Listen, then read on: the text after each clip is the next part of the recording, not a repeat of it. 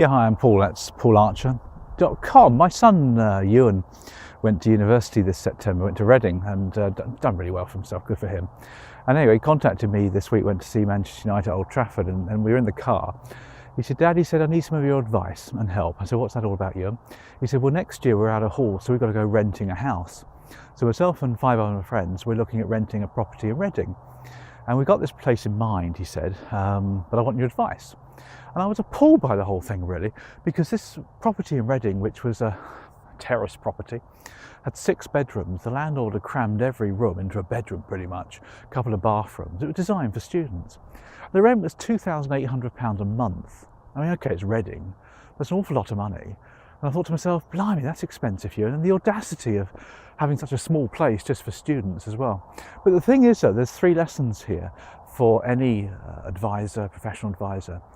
They use location, they use scarcity, and they use market pricing. Let me explain these 3 things, how they've done them. First of all, scarcity. The pure fact is there's more students than there are properties for rent. It's just supply and demand, isn't it? So if supply is less than demand, then prices will go up, hence the rent is chargeable accordingly. And that's the same thing with us as well. We provide our services, we provide our information, of course, and if we make it scarce, then of course it values the brand more. So next time a client wants a meeting and they want it at so-and-so time, say, you know, I'm a bit busy then, would you be able to make it this time? Or give them a couple of options. Don't jump immediately, somebody wants you to operate from a certain time. Try and be a bit more scarce, create a scarcity environment, if you like.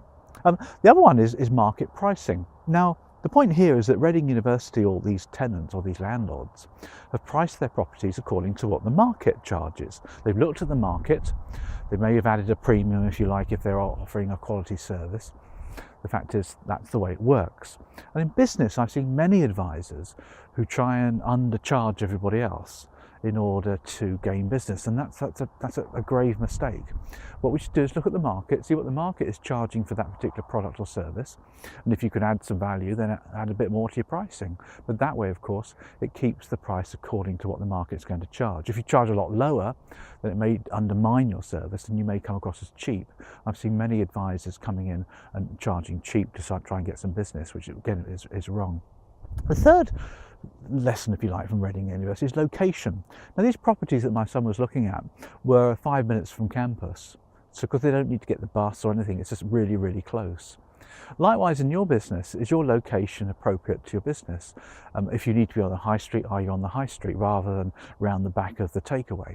Online presence is really important. What's your domain name look like? Is it easy to remember? Or are you using some obscure .uk.com or .org or .net or .eu name? No, you use a .com or a .co.uk. It's what people are used to. These things are all about location, aren't they? And we need to be available to people when they need us. So there's 3 lessons, if you like, that Reading have used to promote their business. Are you doing the same? You know, the best thing about this landlord, he had the audacity to charge that amount of rent, but he also required a guarantor as well. I had to guarantee my son's tenancy. How bad is that? So he's on a no-brainer. He's on a fantastic business opportunity. That's Paul at paularcher.com. Bye.